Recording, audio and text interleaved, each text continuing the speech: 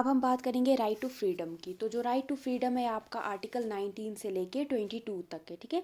जो आपका right to freedom है, ये ऐसा नहीं है कि आपको जो है आपसे कोई छीन नहीं सकते, कोई जो हम आपकी जो गवर्नमेंट, हमारी गवर्नमेंट है, उस पर कोई रिस्ट्रिक्शन नहीं लगा सकती है। अगर हमारी गवर्नमेंट को लगता है, स्टेट को लगता है कि कहीं पे रीजनेबल रिस्ट्रिक्शंस लगानी है, तो यहाँ पे वो रिस्ट्रिक्शंस लगा सकता है, ठीक है। ये आपको याद रखना है, ये नहीं है कि आपको हमेशा ही आपके पास रहेगा। तो बहुत बार जो है आपका स्टेट आप पे रीजनेबल रिस्ट्रिक्शंस लगा सकता है, रोक टोक लगा सकता है। अगर आपको स्टेट को लगता है कि कुछ आप गलत कर रहे हो या कुछ करने वाले हो, तो स्टेट आप पे रिस्ट्रिक्शंस लगा सकता है आपकी फ्रीडम पे।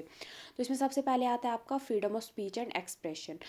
तो इसका क्या है, it's main concern is the interest of sovereignty and integrity of India, security of state, friendly relations with foreign states, public order, decency और मॉरलिटी और in the relation contempt of court, defamation और incitement to an offence.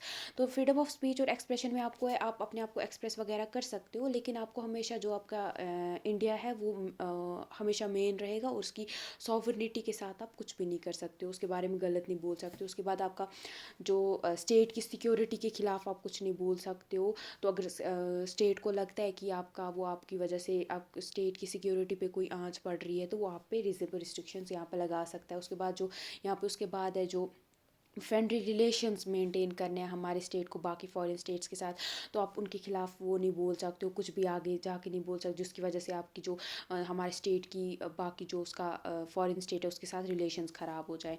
तो वो याद रखना है। उसके बाद इसका एक आप कहीं पे भी विदाउट आर्म्स जाके पीसफुली असेंबल हो सकते हो। आप विदाउट आर्म्स हो गया कि आप हाथ में हथियार वगैरह लिए आप कहीं पे भी असेंबल कर सकते हो, बट पीसफुली। तो it is qualified by the interest of security and integrity of India, और यहाँ पे भी आपका सिक्योरिटी और इंटीग्रिटी ऑफ इंडिया को सामने रखा गया, और पब्लिक ऑर्डर को। अगर हो सकता है आपके कहीं पे आप खड़े हो, आप वहाँ पे वो 5-10 लोग वहाँ पे आप प्रोटेस्ट करने लगते हो, और जिसकी वजह से पब्लिक ऑर्डर है वो ख़राब हो रहा है, तो आपको रोका जा सकता है यहाँ पे। उसके बाद है to form association and unions. आप एसोसिएशंस, आप यूनियंस वगैरह ग्रुप अलग अलग बना सकते हो, यूनियंस बना सकते हो, एसोसिएशंस अगर आपको ग्रुप्स बनाने हैं वो बना सकते हो। तो यहाँ पे भी आपको लेकिन इंडिया की सॉवरेनिटी और इंटीग्रिटी का ख्याल रखना है, और पब्लिक जो है उसको जो ऑर्डर है उसको ख़राब नहीं करना है।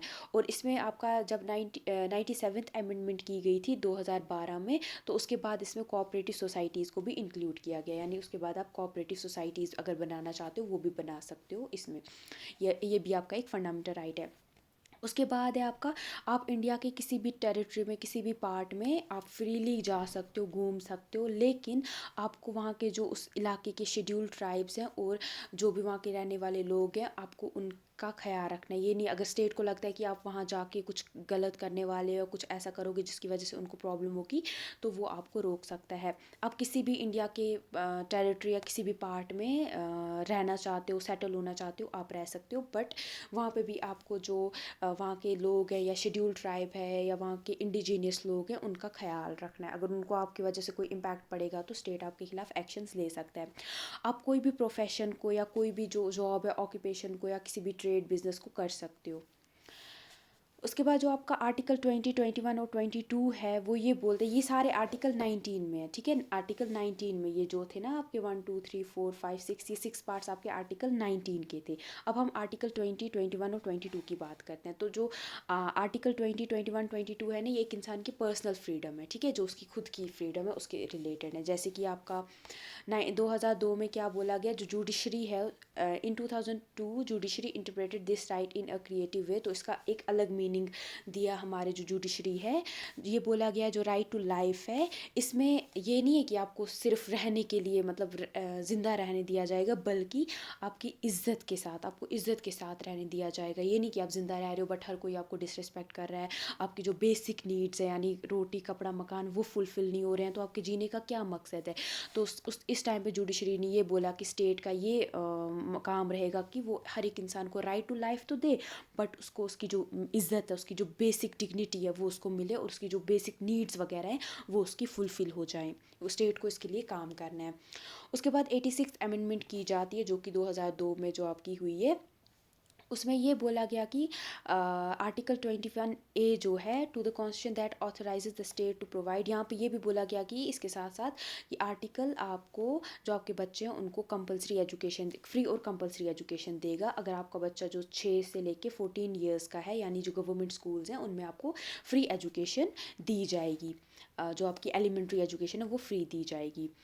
और पहले जो आपका ये जो जो ये थे ना आपकी फ्री एजुकेशन वगैरह, ये आपका directive principles of state policy के 5th आर्टिकल में आता था। उसके बाद इसको आपके इसमें लाया गया, इसको आपका फंडामेंट, तब तक ये डायरेक्टिव प्रिंसिपल था बट इसको फिर आपका फंडामेंटल राइट बना दिया गया और आर्टिकल 21A में डाला गया।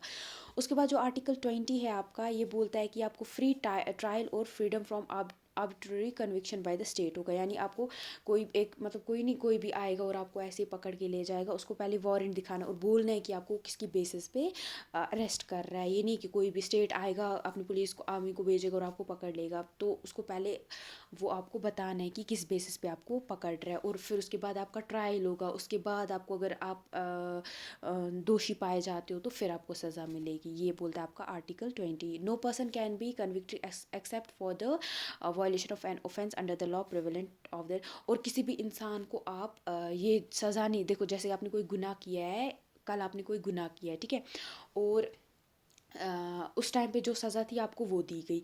अब लेकिन क्या होता है, आज वही उसी गुनाह की कल उस गुनाह की 2 साल की सज़ा थी, लेकिन आज क्या आज वो लॉ उसी सज़ा की नया लॉ आता है और बोला जाता है कि आज से जो गुनाह ये वाला गुनाह है इसकी आपको 4 साल की सज़ा है। तो इसका मतलब ये नहीं है कि जिस गुनाह की आपको कल 2 साल की सज़ा थी तो अब आपको उसी गुनाह की 4 सज़ा दी जाएगी, 4 साल की सज़ा दी जाएगी, बल्कि क्योंकि आपने वो गुनाह तब किया है जब उस गुनाह की सिर्फ 2 साल की सज़ा थी, तो आपको भी सिर्फ 2 साल की ही सज़ा मिलेगी। तो ये बोला गया है यहाँ पे। उसके बाद जो आर्टिकल 22 है वो ये बोलता है कि आपको जो है अरेस्ट और डिटेंशन के जो केसेस वगैरह होते हैं उसके खिलाफ आपको प्रोटेक्शन दी जाएगी। तो ये था आपका राइट टू फ्रीडम।